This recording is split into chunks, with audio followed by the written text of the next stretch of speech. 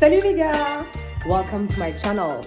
Alors c'est ma première vidéo, donc là je filme en direct de Addis Abeba sous le beautiful, magnifique soleil qui vient m'illuminer et me faire glow ma peau sans maquillage, c'est magnifique, on adore.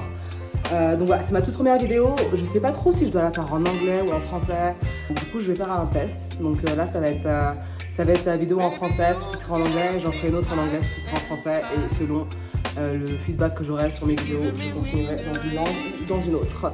Donc voilà, du coup cette première vidéo c'était pour un peu vous montrer les choses qui m'ont un peu interpellée quand je suis arrivée en Éthiopie pour la première fois. En Éthiopie, il y a une culture qui est très forte, c'est donc le seul pays, l'un des seuls pays africains avec le Libéria qui n'a pas été officiellement colonisé. Donc ils ont vraiment une grande fierté par rapport à ça et la culture se retrouve vraiment partout. Ils ont une culture très forte, que ce soit de leur nourriture, de leur manière de s'habiller, de la langue, tout est très marqué et ils sont très fiers de célébrer leur culture vraiment à tous les niveaux. Donc ça c'est quelque chose que j'ai trouvé vraiment remarquable.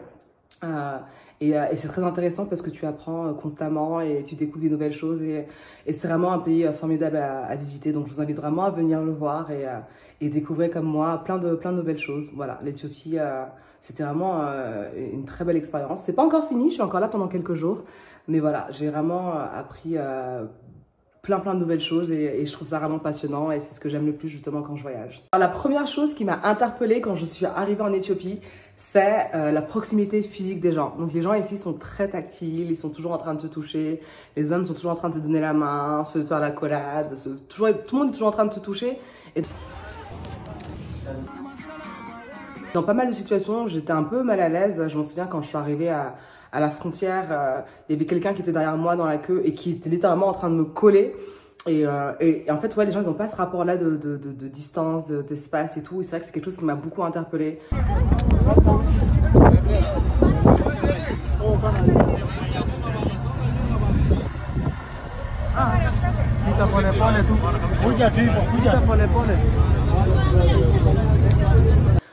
Pareil, quand on mange, vous connaissez un peu les plats éthiopiens traditionnels. Injera, le plat fait à base d'une sorte de crêpe typique, enfin vraiment propre à eux. Et donc voilà, tu manges avec les doigts et tout le monde mange dans le même plat et tout le monde se partage. Et voilà.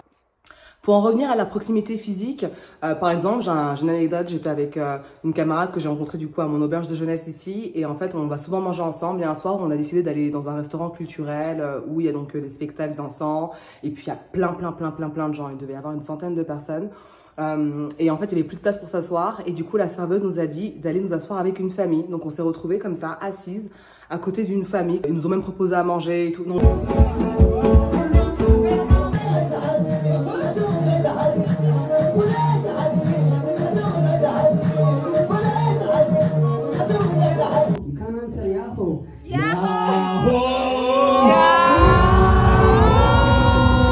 Vraiment, là-bas, c'est vraiment, enfin ici du coup, c'est vraiment normal cette proximité physique avec l'autre et cette espèce d'accueil très facile, hein, que ce soit pour manger.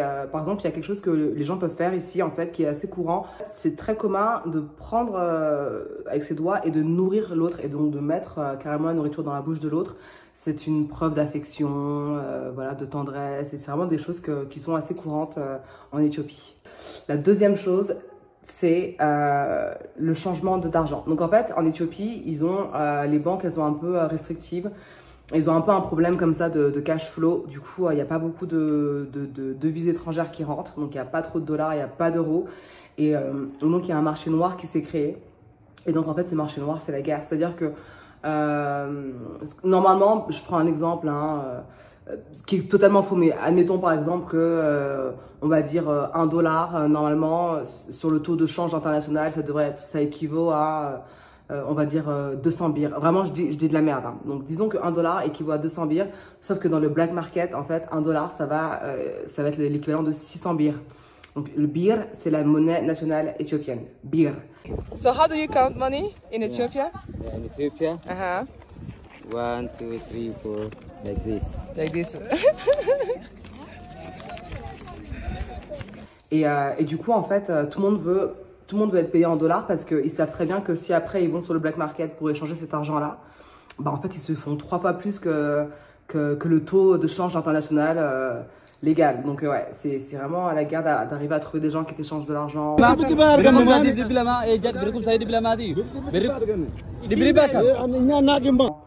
Il y a plein de choses que tu peux pas faire si tu payes pas en dollars parce qu'ils veulent absolument avoir ce dollar-là.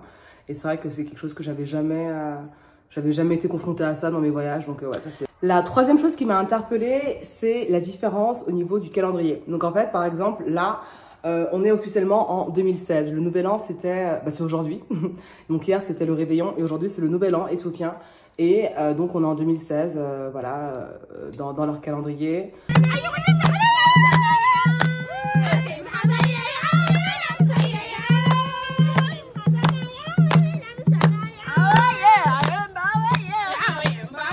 Les heures aussi sont différentes. Je me souviens de quand je suis arrivée les premiers jours, je devais prendre un bus et je l'ai raté parce que quand on m'a vendu le ticket, le monsieur au guichet m'a dit d'être là pour 9 h.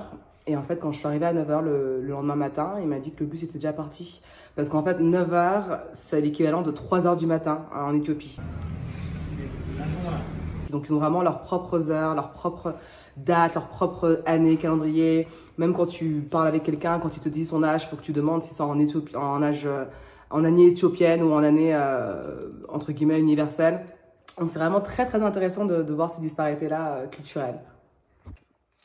La quatrième chose qui m'a interpellée, c'est le fait de toujours essouffler. En fait, je m'étais pas rendu compte. Enfin, au début, je me rendais compte que j'avais beaucoup plus de mal à reprendre mon souffle. J'étais souvent essoufflée.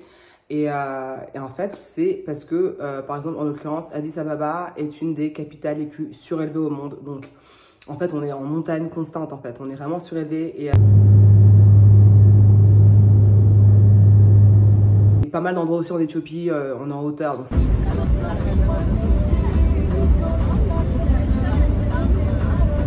c'est vrai qu'au début, j'avais beaucoup de mal à respirer pendant longtemps. Quand même, maintenant, parfois, je me surprends à reprendre mon souffle comme ça. Donc ça aussi, je m'y attendais pas. Et du coup, est-ce que c'est peut-être pour ça que tout le monde est assez fit ici? Parce que du coup, ils ont créé un taux de respiration d'oxygène plus fort que la moyenne. Et donc, c'est ici en Éthiopie, non, qu'il y a pas mal de coureurs, non? Je me trompe? Est-ce que je comprends pas avec le Kenya? Je sais qu'il y a un pays qui est spécialisé dans le marathon. Il faudrait que je fasse mes recherches. Aussi, le point qui m'a pas mal étonné aussi en arrivant en Éthiopie, c'est d'observer le nombre de checkpoints qu'il y a. Donc les checkpoints, c'est quand la police, les gendarmes, les militaires t'arrêtent pour vérifier ton identité. Et donc en fait, c'est quelque chose qui est très commun, très courant ici et tout le monde coopère. Donc moi, j'ai pris des bus où on se faisait arrêter 30 fois sur le chemin.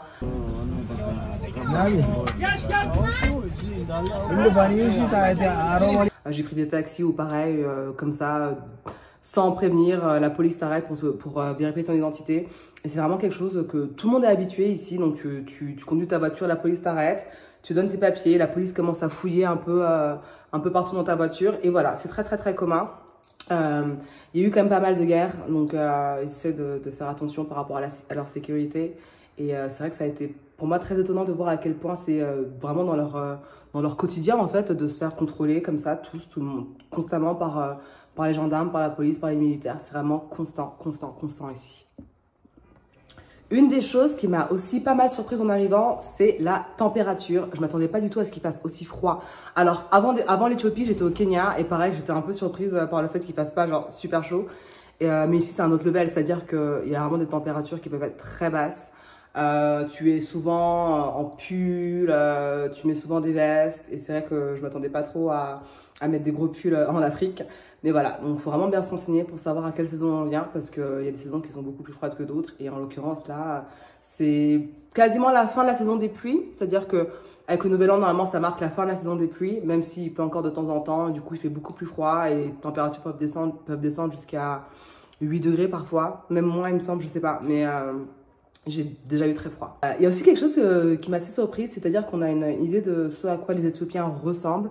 Donc on a cette idée-là de voilà, peau claire, cheveux lisses, ou en tout cas beaucoup plus lisses que nos cheveux crépus catsés du côté du reste de l'Afrique. Et en fait, l'Éthiopie, elle est hyper vaste, c'est-à-dire qu'il y a plein de tribus différentes, il y a toutes les couleurs de peau possibles, il y a tout est représenté au niveau du phénotype entre guillemets africain, si je peux dire.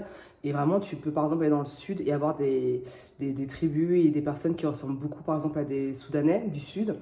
Donc très noirs, très élancés.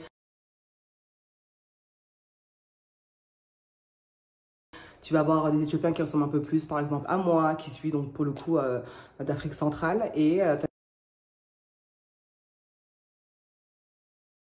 des Éthiopiens voilà, qui ressemblent justement à l'Éthiopien typique auquel on peut penser, donc qui a la peau claire, qui a des traits un peu mélangés entre l'Africain et le Moyen-Orient, l'arabe. 那个房子的单词就是跟叫他走一样的嘛。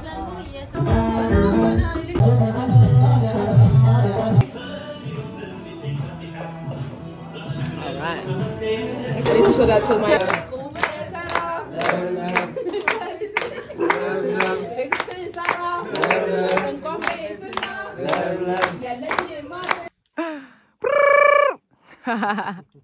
Yes.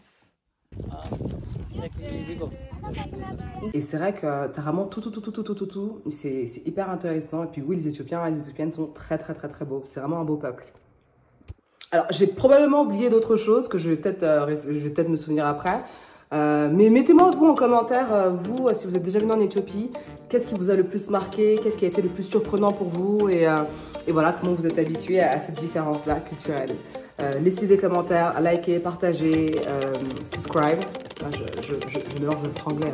N'hésitez pas à vous abonner et puis voilà, comme je vous l'ai dit, je vais un peu parfois faire des vidéos en anglais parce que je parle avec des gens en anglais et puis parfois je reviendrai au français, mais j'essaierai de toujours garder des sous-titres à chaque fois, donc n'hésitez pas à me dire ce que vous en pensez et puis where is Claude, where is she going, vous saurez pour la prochaine fois, pour la prochaine aventure. Voilà, à bientôt, on se retrouve très vite dans les aventures de Claude. Where is Claude, where is she. Bisous à toutes.